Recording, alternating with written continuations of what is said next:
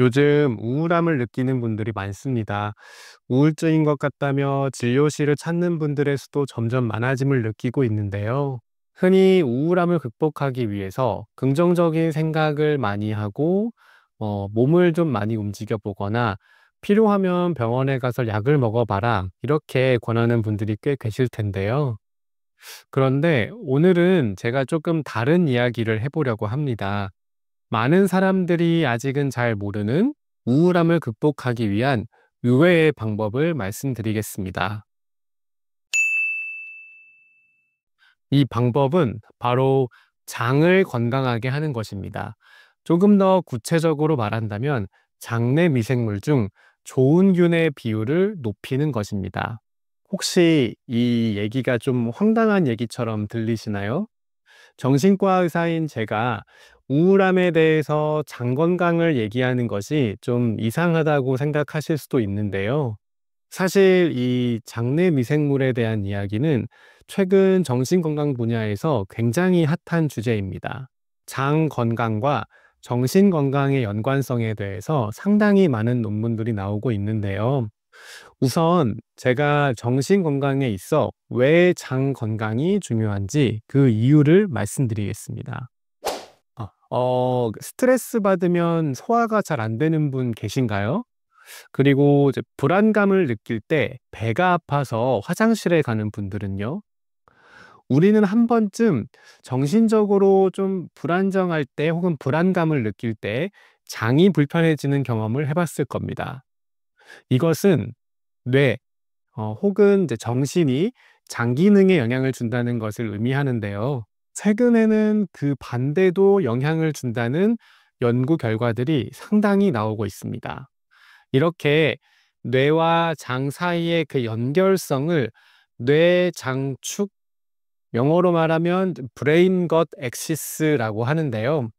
뇌와 장이 서로 영향을 미친다는 것입니다. 특히 장이 뇌에 미치는 영향으로는 장내 미생물이 굉장히 중요한 역할을 한다고 알려져 있습니다. 성인의 몸에는 대략 1kg 정도의 미생물이 살고 있는데 이는 우리 뇌의 무게와 비슷할 정도로 상당히 많은 양입니다. 장내 미생물들은 장에서 굉장히 다양한 물질들을 만들어서 분비하는데 이 물질들이 우리 몸으로 들어와서 몸 전체에 많은 영향을 주게 됩니다. 특히나 이 미생물들의 어떤 불균형으로 인해서 나쁜 균들이 많아지면 염증성 물질들이 상당히 많아지게 되는데 이들이 뇌에 직간접적인 영향을 준다고 알려지기 시작했습니다. 특히나 우울증의 원인 중 하나로 알려진 신경세포의 염증과 관련이 있다라는 논문이 많아지기 시작했죠. 쥐를 이용한 연구 결과를 통해서 이러한 장내 미생물의 중요성이 더 알려지게 됐는데요. 바로 이제 무균지와 정상적인 장내 미생물을 가진 쥐 사이에 뇌 기능을 본 연구입니다. 균이 없는, 그러니까 장내 미생물이 없는 무균지에서는 정상쥐와 뇌 기능이나 어떤 쥐의 행동에서 좀 차이가 나타났는데 비정상적인 움직임, 기억력 감퇴 등을 보였다고 합니다.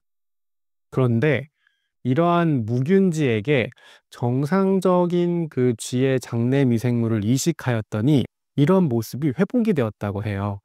즉, 장내 미생물의 균형이 뇌 기능에 영향을 미칠 수 있다는 것이고, 나아가서 불안이나 우울과 같은 감정에도 영향을 줄 수 있다는 결과입니다. 정리해 본다면, 장내 미생물에서 좋은 균의 비율을 높이는 것이 우울감을 극복하는 방법 중 하나라고 말할 수 있겠습니다. 결국 중요한 것은 식단입니다. 크게 이제 네 가지 정도를 유념하는 것인데요. 첫 번째는 장에 좋은 균이 자랄 수 있도록 좋은 먹이를 공급해 주는 것이고요. 두 번째는 직접적으로 이제 좋은 균을 섭취하는 것. 세 번째는 염증을 줄여주는 식단을 하는 것. 그리고 네 번째는 염증을 유발하는 음식을 피하는 것입니다. 하나씩 간단하게 살펴볼까요? 먼저 좋은 균의 먹이를 공급하는 것.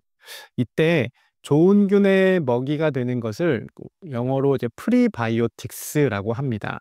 우리 건강기능식품 중에서도 인터넷에 이제 프리바이오틱스라고 검색하면은 판매되는 것들이 있는데요.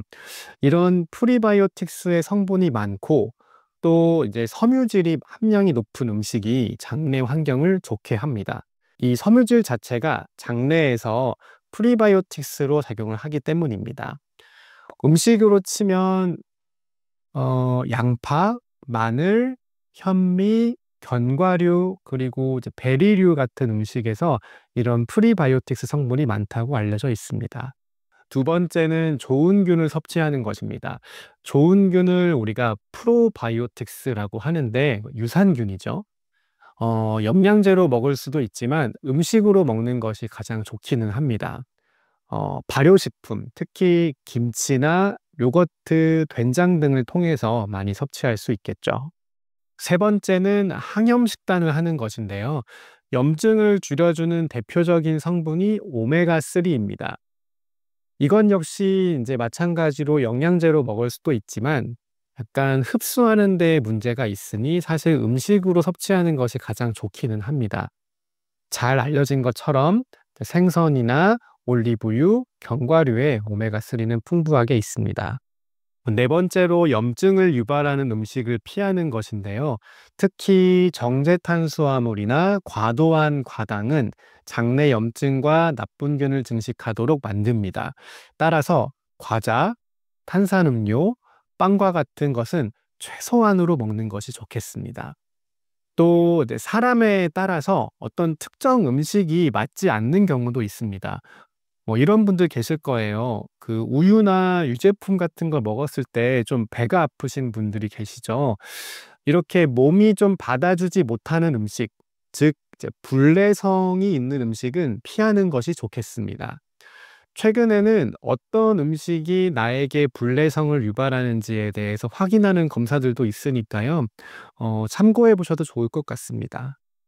프리바이오틱스, 프로바이오틱스, 그리고 항염증 음식과 같이 어떤 우리 장에 좋은 것들을 섭취하는 것은 분명 필요한 일이지만 사실 저는 이제 가장 먼저 염증을 유발하는 음식을 피하는 걸 시도해 보시라 말씀드리고 싶습니다.